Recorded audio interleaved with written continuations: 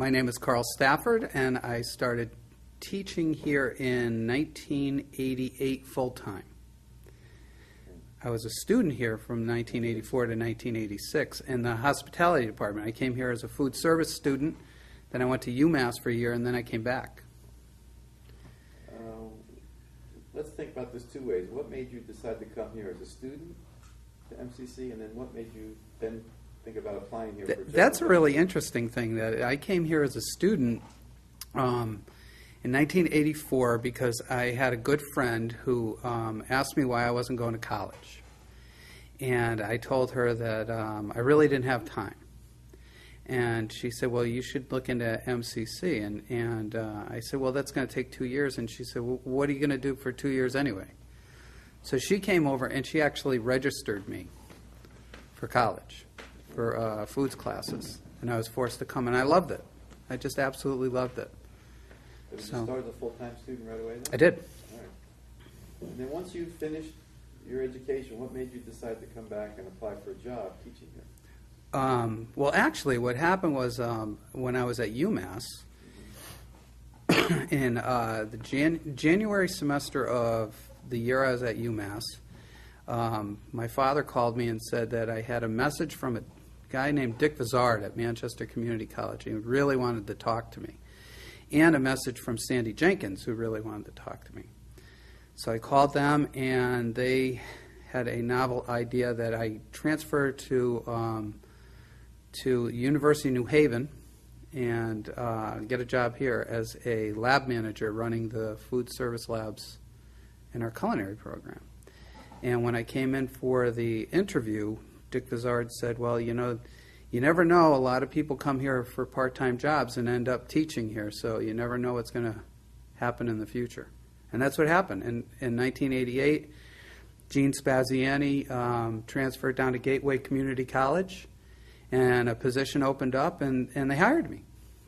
I went through the search committee. Search committee in 88. Search committee during the summer of 88, and I found out 9 days before I was set to teach that I was going to be teaching actually 2 classes, and I was going to have, they were going to split I was going to be a unique placement. I was going to teach 2 classes, and I was going to run the labs and get 2 releases for that. Okay. So let's go back to Dick Vizard calling you, your first job here. What was that hiring process like? Was there a search committee then?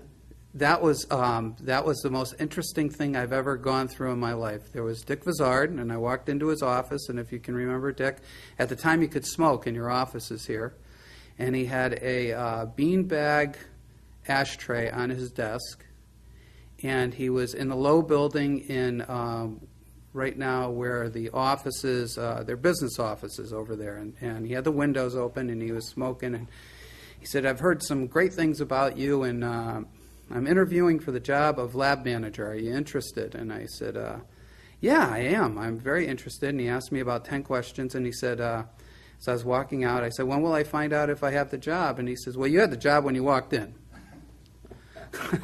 So that's what the search process was. When I was a student here, I was a work-study student up in the labs, and I basically knew everything that had to be done, and they liked what I did, and they wanted me back. So let's think about, you started as lab manager. Yep. But you eventually started teaching. Yep. So that first day in the classroom, what was your impression of the college at that point and the students in the class? Well, I knew I wanted to work here because I loved coming here as a student, so I wanted to be a part of that. Moving to the front of the classroom was very scary. I can remember, well, not only was it scary that I didn't have that much time to prepare, but it was like scary, like, what am I going to do now? You know, but it all worked out, and I was teaching, my first class was cost controls and purchasing. And I'd been doing that down the labs anyway, so I just started using that as how to do it. And then my other class was teaching the students how to cook, so I'd been doing that for a long time too, so that wasn't very hard. So when you started teaching, where were the food labs located? Same place. Same place, in the low building. I Oh, actually, in the low building. that's right. We're not- Actually, I was the first class that came into the school in '84. Though the old student union, Right. not the original, but the old student union, as I knew it, Yeah. was still down there, and we actually, we went down there to buy books. The bookstore was still down there when I first came to school here in '84. How about some early memories of either faculty, staff meetings, or department meetings? Anything that comes to mind that you could share with us? I do remember that when I first started working here, one of the things that drew me in was that it was like a community, and that all the faculty members actually met. And I can remember we had a cookout. The first year I started working here, there was a faculty staff cookout, and everybody was milling about and talking about things, and it was really great. And I just loved it. And we've tried to do that. We've tried to bring that back. Yeah, we have. Any funny stories you can tell us about some of those department meetings or incidents in the food lab? Oh, absolutely. I have, being the lab manager and being the guy that orders all the food, at the time we were on a very strict contract where we dealt with Middletown, with the central warehouse. We had our choice of frozen or stores. That was it. So if somebody wanted fresh lamb, they got frozen mutton. So, so we actually, we worked very hard to change that. And once I got it changed through the business office that we had a direct purchase authority and I could order anything I wanted, things started working very well, and we started getting the foods that we wanted. But I came in one day about 7:30, and I heard this racket in the south kitchen, and I walked in, and there was one of our culinary arts professors named Frank James, who had a guy from a meat warehouse, and they had a come-along, and they had it hooked to the frame of the roof of the building, and they were hoisting up a half a steer. And I said, what are you doing? And he says, well, we got to teach them how to cut down some beef. And I hadn't ordered it, and he just called up and said, bring it. And I had to go through quite a time with the business office to make sure that we could keep this side of beef. But it was, it's funny now, but it wasn't really funny then. But the other thing was I had to order, with the state warehouse, you had to order 3 months in advance to make sure that your delivery was on time, because it took them that long to put it on a pallet. I don't know, but I would come in July to order food so it would be here in September, and I would have to order enough to get me through the semester, because it would have to last through December. So I would order 900 pounds of butter. And I can just remember when the state truck came, and I would just line the pallets up in the hallway, and then I would have that stuff in the walk-in freezer. And I'd have to keep a handle on it, because we'd go through so much butter in a semester. How about colleagues or students in your class that made some impression on you? Well, I've had a lot of them. I've had a lot of mentors in my life, and I would say Sandy Jenkins has probably been one of the strongest mentors in my life. It's incredible. When I came here, and she called me up and she said, "You got to work here with us. We really need it." And she's mentored me all the way through. Any students that stick out in your mind that have come back and been successful? Every once in a while, a student comes back and says, that stuff you taught us that you said someday you'd use. I've had a couple that call me and said, hey, we actually used that stuff. So that was good. If you were to meet an incoming faculty member, what advice would you give them starting here, first day at MCC? I would probably tell them that it's a much different world today at MCC than it was when I first started. Yeah. In what way? Many ways. I can remember as a faculty member here, just the promotion process was such a nightmare for so many years. It was You'd put your name in for promotion, you'd fill out all the forms, you'd fill out the documentation, and then in the spring we'd find out how many slots were available for promotion, and it was usually, and at the time there were so many faculty members here that there would be 20 of us up for promotion and they'd promote 8. So then you could put your name in for the next year. And there was a lot of years where it took me 3 or 4 years to get promoted to the next level. So a lot of people coming in here now, they have it very easy when it comes to promotion. Right. How about events that you can remember on campus that were important, fun, something? We had a lot of fun events on campus. Yeah. I remember doing I think it was an anniversary we had miniature golf in one place. We had closest to the pin with Pat Mastretta over in the field where the parking lot is now in the C lot, and then down on lower campus, on East Campus, they had a train or something. I can't remember exactly what it was, but it was like the 20. Was that the 25th? 30th anniversary. The balloon in the sky. They had. I don't remember the train. What was the train? They commuted back and forth upper and lower campus. They gave kids rides to the lower campus. Oh, okay. Yeah, and it was a riot because a lot of people came up for the day. Yeah. It was a good time. Yeah. We've done car shows here, which that was a pretty good time when it didn't rain. Right. What else have we done here that have been? The farmers market has turned out to be a great thing. Right. You know, that's where we're bringing the community aspect back. Right. For a number of years, we didn't do things like that.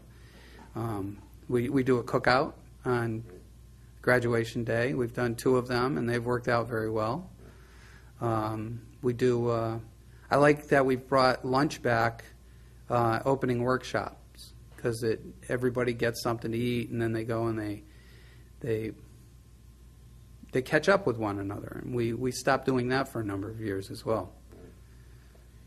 What do you see as changes, starting with the East Campus to then the Low Building, and then since 2000, Learning Resource Center and Arts, Science, Technology Center, the changes in the campus, how has that impacted? We've gotten a lot bigger, and by getting a lot bigger, there's been a lot of changes. I can remember when classes were just on East Campus in the Low Building, we were a very small school. You knew everybody. And I think now, of course, I've been here for 24 years, too, so there's a lot of new people here, but I'll be walking down the hallway and I'll say, who are those people? You know, there's a lot more adjuncts than there was. So it's changed that way, and I think that's more budgetary than anything else. But, you know, I can remember when the full-timers outnumbered the adjuncts. And now I think it's the other way around. It is, definitely. All right. Anything else that you might want to add to your experiences and memories at the college? I just think that I can't believe that I've had such a great trip working here for 24 years, and they pay me to do what I do because I have a blast every day, teaching people how to cook and working with the people I work with. My wife can't believe that I'm happy to go to work. She thinks that that's not right. You know, she hates her job, and she thinks that everybody's supposed to hate their job. That's why they call it work. But I really like it. I really like it. I like the people I've met here. I've met some really great people working here, students and faculty members. You know, it's been a great thing. Sandy talked about the cohesiveness of the food staff, of your hospitality staff, and that was a thing, because she said basically the same thing you said. And I think, right, John, something about We're like a family. We really are like a family. Now you've lost a number of those people. I guess they're teaching part-time. That's the sad part. You know, we knew it was coming for so many years, and we went from a department of 6 to a department of 2. So, you know, our family has gotten smaller and smaller.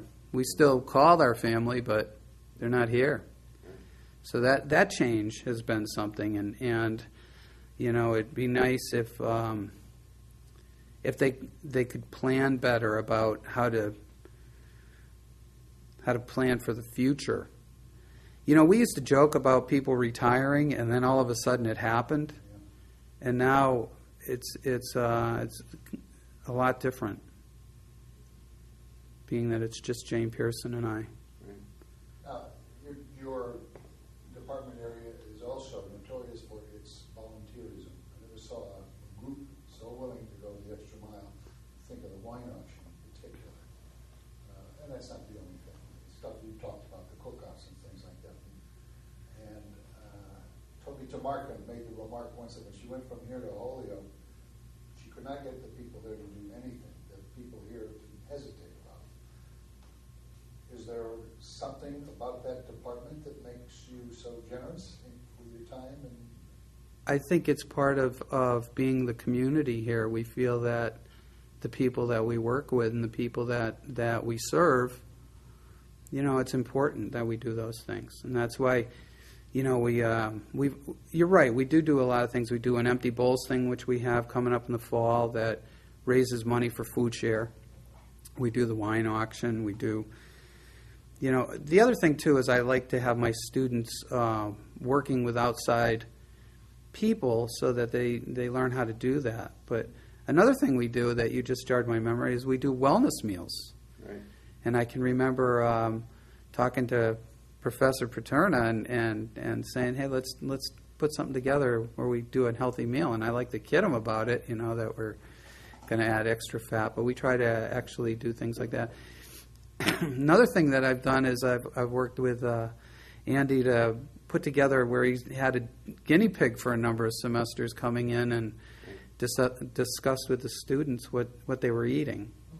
So that's, you know, you got to be a part of the community to actually make it work. And I think that's what we do. is that still here? I mean, is that sense still here?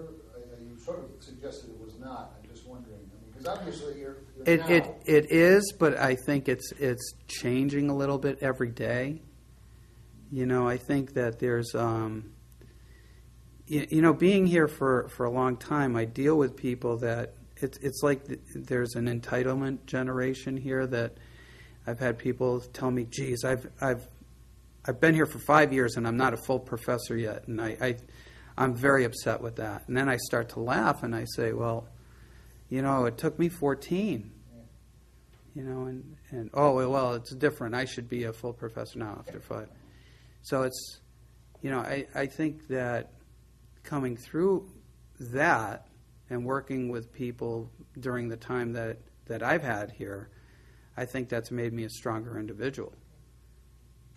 You went into politics. Did anyone influence you on that, or that just something you got interested in? I've always been interested in politics, and I got to spend 3 years on the Board of Education in Manchester, and that was a very interesting thing.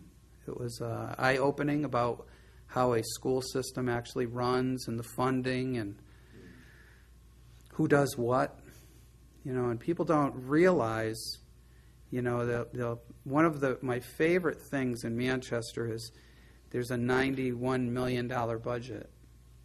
And everybody says, well, that's a huge bucket of money. There's so much money there. They can cut a bunch and they can add a bunch of programs. And when you come down to it and you look at the budget, it's down to the penny.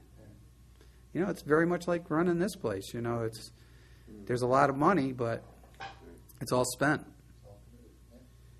Let me ask you this about your contact with the Board of Ed. I'm always curious about what happens when any of us go off campus and join an organization like that. What did you experience as their sense of what MCC was all about? Actually, people really look up to us in the community about Manchester Community College. You know, I think we're looked up upon by many communities. You know, I've heard from many people that I send my students to as employees that they want people from Manchester Community College and not other places because we do a really good job. And that's one of the things that when I was a student here, all my teachers knew my name. They knew me. That meant a lot. Well, if you have something else to add? No, that's about it. Thank you for having me.